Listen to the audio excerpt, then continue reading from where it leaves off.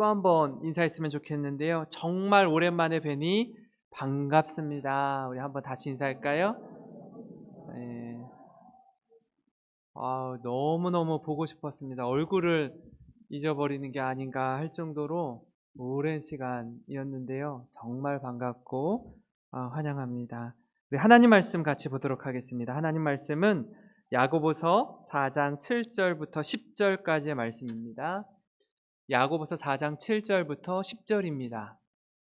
신약성경 375페이지에 있습니다. 신약성경 375페이지에 있습니다.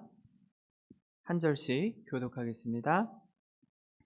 그런즉 너희는 하나님께 복종할지어다. 마귀를 대적하라. 그리하면 너희를 피하리라. 하나님을 가까이 하라. 그리하면 너희를 가까이 하시리라. 죄인들아 손을 깨끗이 하라. 두 마음을 품은 자들아 마음을 성결하게 하라. 슬퍼하며 애통하며 울지어다. 너희 웃음을 애통으로 너희 즐거움을 근심으로 바꿀지어다. 주 주 앞에서 앞에서 낮추라. 낮추라. 그리하면 주께서 너희를 높이시리라. 아멘. 친구를 보면 그 사람을 알 수 있다라는 말이 있습니다. 같은 맥락에서 결혼을 할 때 어머니를 보면 딸이 어떠한지 알 수 있다라고 말합니다. 사람은요, 함께하는 시간이 많을수록 서로 영향을 주고받으면서 닮아가기 마련입니다.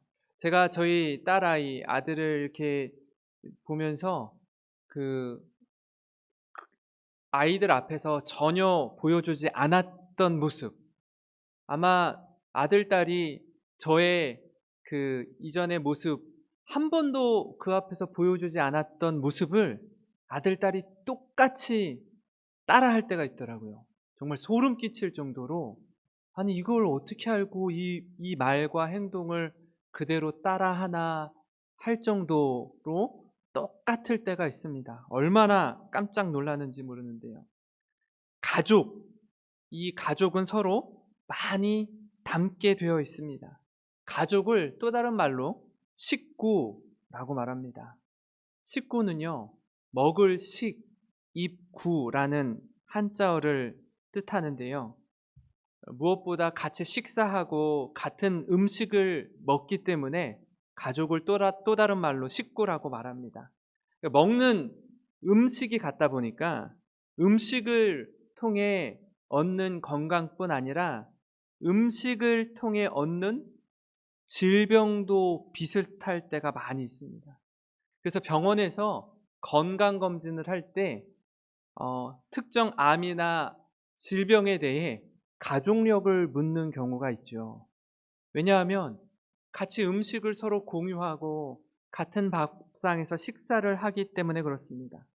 우리 역시 마찬가지입니다. 누구와 함께 하느냐, 인생의 아주 중요하고 결정적인 순간 또는 내 인생의 방향을 바꿀 만한 전환점에서 누구를 만나느냐 하는 건 긍정적인 면에서 우리에게 놀라운 변화와 성장을 가져다 줍니다. 그런데 이 절체절명의 순간, 너무나 중요한 때에 또 다른 만남으로 인해서 평생의 아픔과 안타까움을 경험하기도 합니다. 차라리 만나지 않았으면 좋았을 걸 하는 사람을 만나서 어려움을 겪은 사람에게는 잊지 못할 상처로 남기 때문에 그렇습니다. 오늘 읽은 말씀도요, 그렇습니다. 누구를 가까이 해야 하는가, 누구를 좀 멀리 해야 되는가에 대한 말씀인데요. 함께 이 말씀을 살펴보면서 은혜 받고 도전받는 귀하고 복된 시간이 되기를 바랍니다. 오늘 말씀은요, 우리 욕심 또는 세상의 가치를 따라 살고자 하는 본능에서 돌이켜 하나님께 복종하는 삶이 얼마나 복된 삶인지, 그리고 그것이 정말 우리에게 참된 자유를 누리게 하는지 말씀하고 있습니다. 마치 십계명처럼 뭐뭐를 해라 또는 뭐뭐를 하지 말라 그러면 이렇게 이렇게 될 것이다 라는 구조로 되어 있는데요. 야고보서 4장 7절과 8절 말씀입니다. 그런즉 너희는 하나님께 복종할지어다. 마귀를 대적하라. 그리하면 너희를 피하리라. 하나님을 가까이 하라. 그리하면 너희를 가까이 하시리라. 죄인들아 손을 깨끗이 하라. 두 마음을 품은 자들아 마음을 성결하게 하라 라고 말씀하고 있습니다. 하나님께는요, 하나님 말씀에 순종하며 하나님을 가까이 할 것에 대해 말씀합니다. 그리고 마귀에 대해서는요, 분명하게 대적하라 라고 말씀합니다. 우리가 사실은 쉽게 범할 수 있는 죄의 충동, 그것을 따르지 않고 그것을 거부하고 마귀를 대적하는 겁니다. 유혹에 넘어갈 때가 있잖아요. 유혹을 할 때 어떤 누군가가 우리에게 이 정도는 괜찮아. 누구나 다 하는 거야. 라고 말하는 그 어떤 죄의 유혹. 그 자리에서 분명하게 아닌 건 아니라고 선을 긋는 겁니다. 이렇게 저렇게 자꾸 이렇게 곱씹는 거죠. 자꾸 이거 아닌 거 아는데 스스로 자기 합리화를 시키거나 자기 정당화를 시키는 겁니다. 이 정도는 괜찮지 않겠어? 라고 할 때 선을 긋는 겁니다. 마귀는 우리를 계속해서 시험하고 유혹에 빠뜨려서 넘어뜨리려고 하기 때문에 그렇습니다. 근데 우리는 괜찮다고 이 정도는 누구나 다 하는 거라고 하는 그 음성에 자꾸 귀를 기울이는 거예요. 왜 그렇습니까? 우리는 그만큼 넘어지기 쉬운 약한 존재이기 때문입니다. 그렇게 마음이 흔들릴 때 하나님을 찾고 하나님께로 돌이켜 주님께 가까이 나아가야 합니다. 하나님을 가까이 하는 삶은요, 하나님을 예배하고 하나님의 말씀 앞에 믿음으로 순종하는 겁니다. 다시 하나님을 가까이 하는 삶은요, 하나님께 분명한 우선순위를 두고 내 시간을 드리고 내 마음을 드리는 겁니다. 하나님을 가까이 하는 삶은요, 하나님과 친밀해지는 관계를 위해 함께하는 시간을 갖는 겁니다. 아마 지난 70일 신약 성경 통독을 하면서 매일마다 분명하게 시간의 우선순위를 두고 말씀을 가까이 했을 겁니다. 이게 어떤 때는요, 깜빡하고 지나갈 때도 있습니다. 그럼 다시 돌이켜서 하나님의 말씀 앞에 우리 삶을 비추어 보는 겁니다.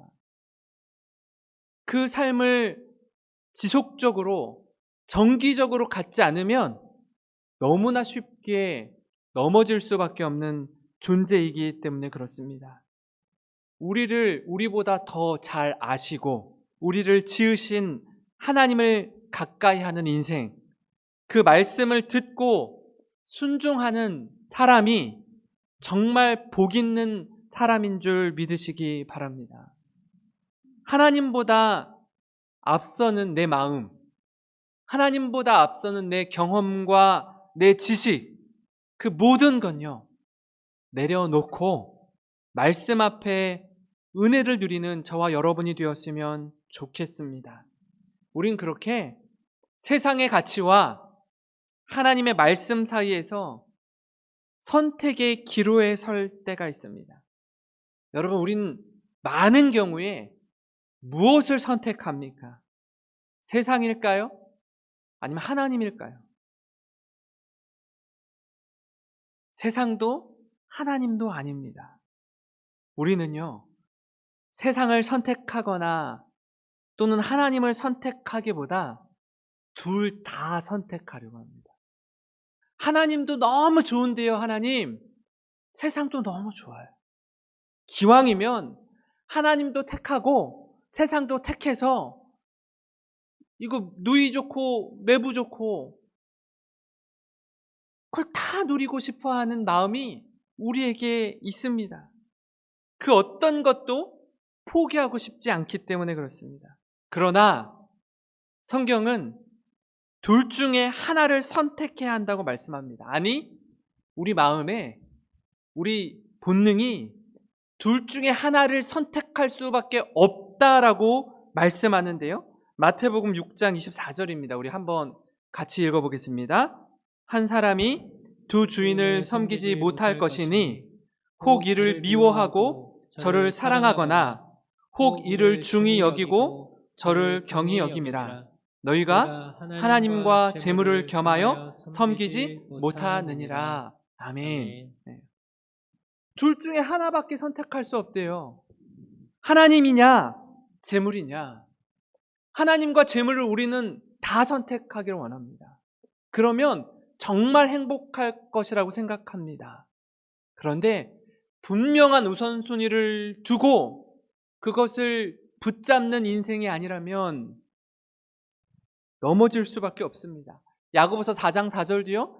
이와 같은 맥락에서 이렇게 말씀합니다. 가늠한 여인들아, 세상과 벗된 것이 하나님과 원수됨을 알지 못하느냐. 그런즉 누구든지 세상과 벗이 되고자 하는 자는 스스로 하나님과 원수되는 것이니라. 그렇게 말씀하고 있습니다. 이와 같이 우린 날마다 선택의 기로에 섭니다. 크고 작은 선택 속에요. 특별히 우리 삶에 아주 결정적인 영향을 끼치는 그러한 선택 속에서, 그러한 선택의 기로에서 바라기는 우리 사랑하는 성도님들, 하나님을 가까이 함이 복인 줄 믿으시기 바랍니다. 오늘 읽은 말씀 4장 8절에요. 하나님을 가까이 하라. 그리하면 너희를 가까이 하시리라. 죄인들아, 손을 깨끗이 하라. 두 마음을 품은 자들아, 마음을 성결하게 하라 라고 말씀합니다. 우리를 지으신 하나님을 가까이 함이 복이라고 말씀해요. 우리보다 우리를 더 잘 아시는 하나님께서 우리에게 말씀해 주실 때 그 말씀에 순종하는 것이 이 불확실하고 불균형한 삶의 연속에서 그러한 삶들이 조정되고 새롭게 되며 은혜를 누리게 할 줄 믿습니다. 제가 최근에 운전을 하는 중에요. 좀 뭔가 이상한 느낌을 감지했습니다. 그게 뭐냐면 핸들을 바로 고정해 놓고 앞으로 이렇게 쭉 가지 않습니까? 근데 핸들을 바로 하고 가는데요. 조금씩 가다가 이게 어느 정도 가면 갈수록 점점 오른쪽으로 이렇게 방향이 틀어지는 거예요. 오른쪽으로 가게 하지 않으려면 핸들을 이렇게 왼쪽으로 이 정도로 틀고 가야, 이렇게 틀어야 똑바로 가는 겁니다. 다시. 이게 늘 운전하던 습관이 있으니까 핸들을 바로 잡으면요. 다시 점점 오른쪽으로 방향이 흘러가는 거예요. 이상하다. 이거 기분 탓인가? 내가 잘못 느끼고 있는 건가? 하고 이게 며칠을 그렇게 가다 보니까 이거 좀 아니겠다 싶어서 카센터에 가서 진단 좀 해달라고 말씀을 드렸습니다. 그랬더니 아니나 다를까 핸들이 한쪽으로 틀어져 있다라는 거예요. 그래서 바로 방향을 이렇게 잡았습니다.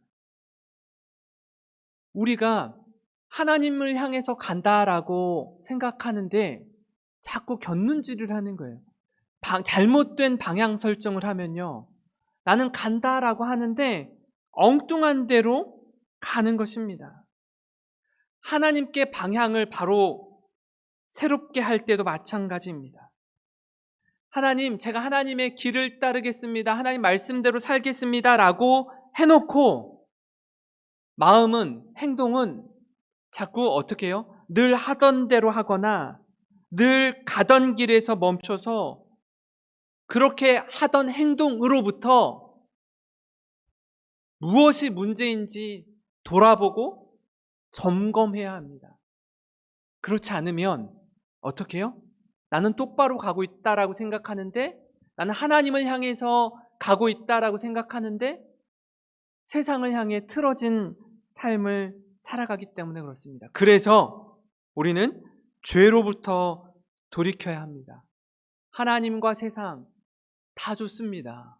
이 두 개 다 움켜쥐고 싶은 마음, 그 마음에서 저울질하는 인생이 아니라 그걸 내려놓고 이제는 하나님만 선택해야 합니다. 거룩을 선택해야 합니다.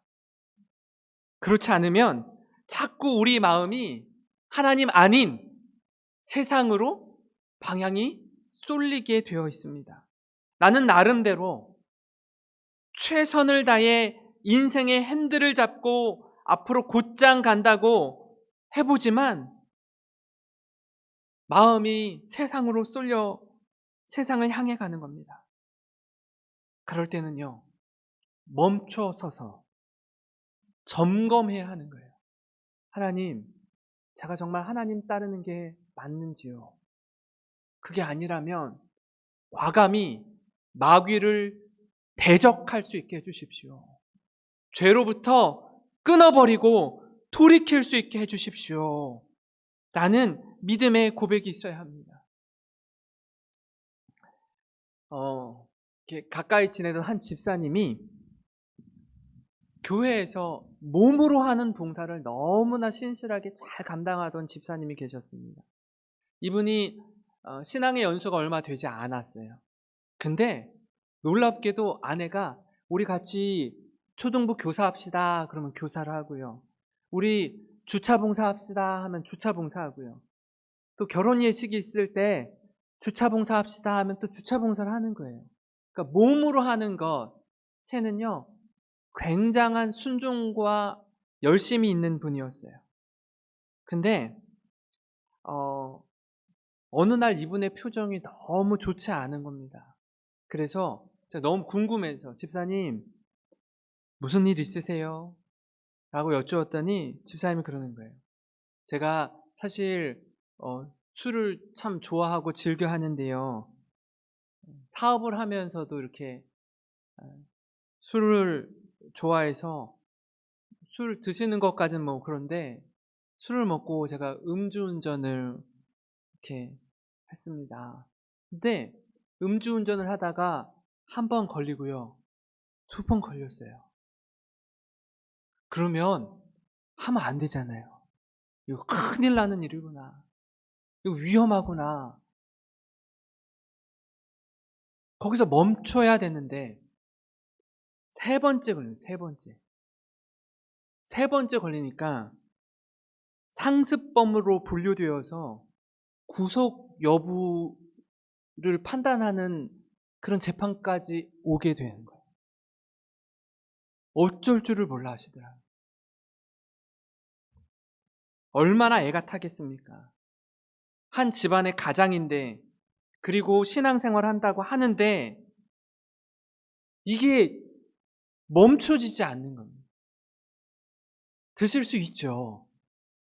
근데 그런 상태에서 운전을 하면요, 나 하나 사고로 그치는 게 아니라 정말 큰 사고로 이어질 수 있는 것 아닙니까?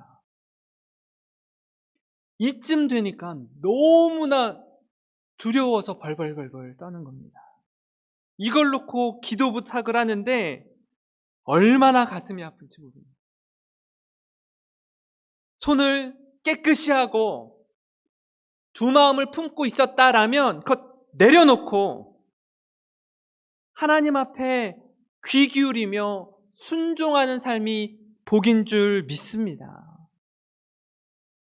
예로 들었지만요, 우리 여러분, 저를 비롯해서 여러분의 삶 속에서도요, 이런 일들이 언제든지 일어날 수 있는 거 아닙니까?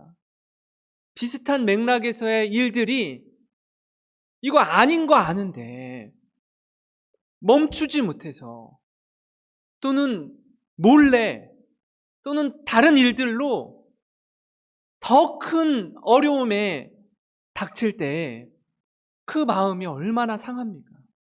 얼마나 두려움 가운데 사로잡히게 됩니까? 시편 73편 28절에 이렇게 말씀합니다. 하나님을 가까이 함이 내게 복이라. 내가 주 여호와를 피난처로 삼아 주의 모든 행적을 전파하리다. 이렇게 말씀합니다. 시편 기자의 이 고백이 우리의 고백이 되었으면 좋겠습니다. 이게 진짜 복이라는 사실을요, 머리로만 깨닫지 말고 하나하나 너무나 얽히고 설켜 있는 이 복잡한 실타래, 그것이 풀리는 것처럼 이 복잡한 인생 가운데 우리의 삶이 하나하나 정리되고 무엇을 선택하고 집중해야 하는지, 그래서 성령의 충만한 은혜를 누리며 사는 사람, 복잡한 삶으로부터 말씀 안에 삶이 심플하게, 아주 단순하게 정리되는 삶을 살기를 간절히 소망합니다. 그래서요, 이것이 한 걸음 더 나아가서 이사야 58장 2절 말씀과 같이 이런 삶을 살았으면 좋겠습니다. 그들이 날마다 나를 찾아 나의 길 알기를 즐거워함이 마치 공의를 행하여 그의 하나님의 규례를 저버리지 아니하는 나라 같아서 의로운 판단을 내게 구하며 하나님과 가까이 하기를 즐거워하는도다. 성도 여러분, 이 말씀을 기억하셨으면 좋겠어요. 날마다 나를 찾아 나의 길 알기를 즐거워하는 사람, 하나님을 가까이 하기를 즐거워하는 사람, 그런 삶이 우리의 삶이었으면 좋겠습니다. 누군가 사랑할 때 그렇잖아요? 그 사람이 좋아하는 음식이 뭔지, 옷은 어떤 스타일을 좋아하는지, 영화 보는 걸 좋아하는지, 운동하는 걸 좋아하는지, 하나에서부터 10까지 그 사랑의 대상에 대해서 궁금한 게 너무 많습니다. 그리고 하나둘 알아가면 갈수록 어떻게 하죠?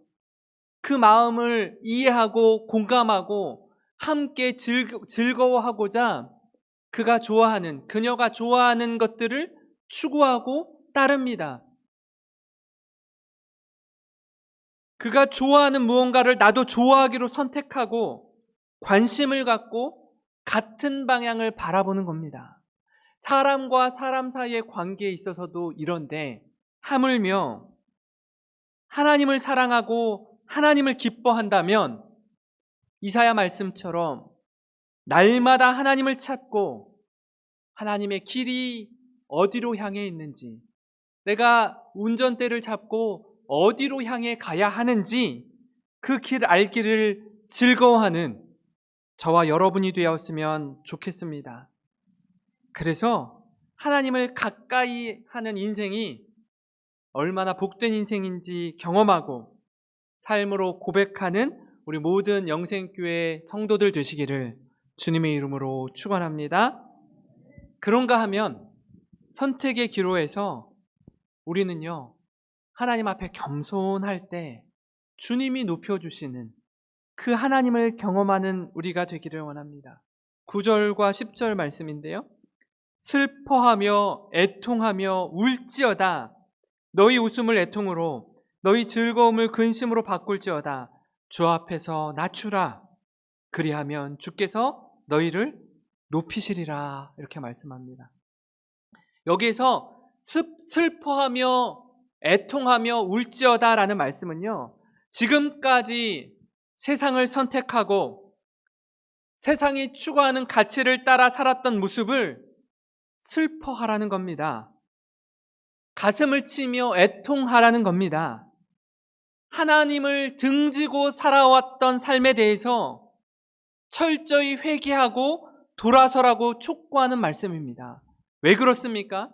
그래야 분명한 방향 전환을 이룰 수 있기 때문입니다. 무엇이 잘못되었는지, 어디가 방향이 틀어졌는지 모르면 고칠 수 없습니다. 새로워질 수 없습니다. 이걸 깨달아야 애통하며 울며 회개할 수 있다라는 겁니다.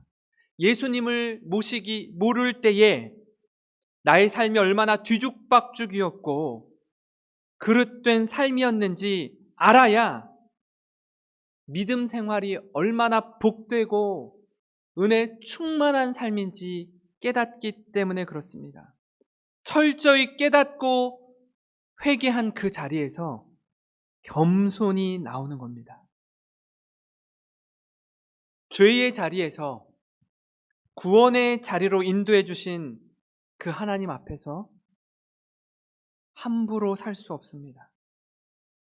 겸손이란 하나님 앞에서 자신의 죄를 자각하여 자긍하는 마음을 버리고 낮은 데 처하는 마음을 말합니다. 그래서 자신을 낮추는 것, 겸손히 하나님 앞에 서는 것, 그것이 바로 하나님의 은혜를 입는 비결입니다. 우리가 우리 자신을 바라보면 절망적인 비관에 빠지거나 한편으론 내가 좀 남들보다 나은 것 같으면요, 우쭐해지게 마련입니다. 그러니까 바닥에 내려앉거나 아니면 마음이 교만해진다라는 거예요.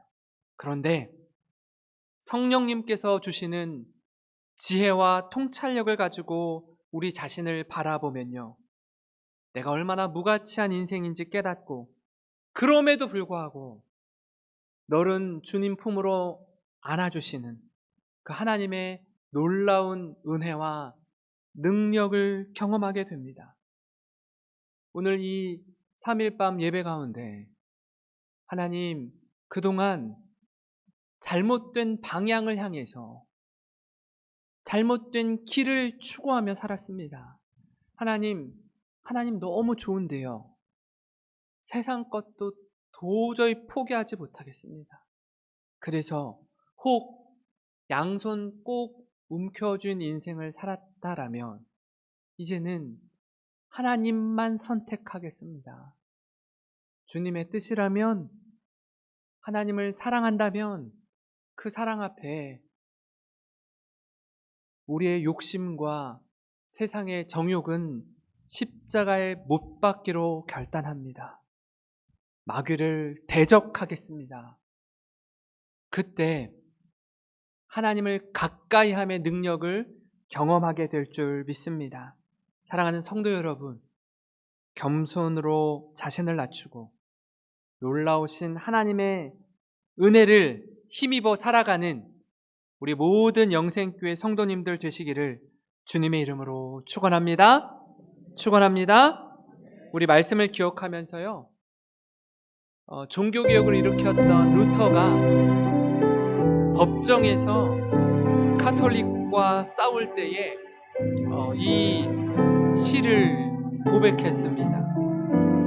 하나님 앞에서 담대함으로 자신을 다 죽이려고 하는 그런 엄청난 대적 앞에서 끝까지 믿음을 지키며 종교개혁을 이루었던 이 마틴 루터의 이 고백이 우리의 고백이 되었으면 좋겠습니다. 우리 같이 찬양하겠습니다. 내 주는 강한 성이요, 우리 같이